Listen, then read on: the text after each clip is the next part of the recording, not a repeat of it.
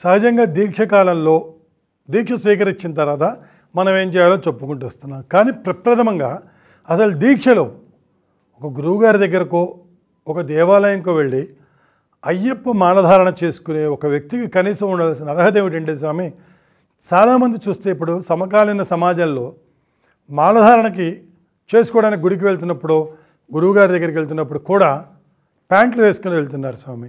ఇది ఏ విధంగా కూడా శాస్త్ర సమ్మతం కాదు.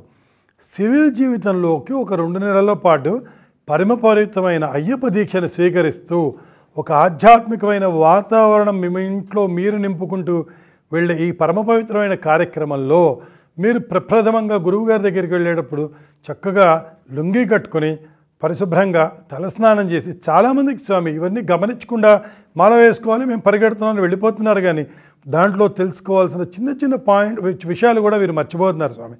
ప్రాతకాలం లేచి ఇష్టదైవానికి ప్రార్థన చేసుకుని, వివాహం కాని పిల్లవాడైతే అమ్మా నాన్న పాదాలకు నమస్కారం చేసి, అమ్మ నాన్నగారి వాడు నేను అయ్యప్ప మాల వేసుకుంటున్నాను, నన్ను ఆశీర్వదించండి అని వారి యొక్క అనుమతి తీసుకోవడము. అలాగే అతను కనుక ఒకవేళ వివాహితుడైతే భార్య అనుమతి పొంది, ఎందుకంటే భార్య సహచర్మధారణి, మాల వేసుకున్న స్వామికి ప్రతి విషయంలో తోడ్పడవలసింది ఆమె కాబట్టి స్వామిని చాలామంది దీక్షకాలంలో అయ్యప్ప దీక్షలో ఇంట్లో స్వామి మహిళ మాత మాళికై ప్రదత్తులోకదేవి మాతావే హై శరణమయ్యప్ప అని ఇంట్లో అమ్మను చెల్లెలో భార్య లేకుండా మీ దీక్ష మీరు ఏమి చేయలేరు స్వామి. ఎందుకంటే ఫస్ట్ తల్లి లేకపోతే భార్య వీళ్ళ అనుమతి తీసుకుని మనం దీక్ష తీసుకోవాల్సి ఉంటుంది.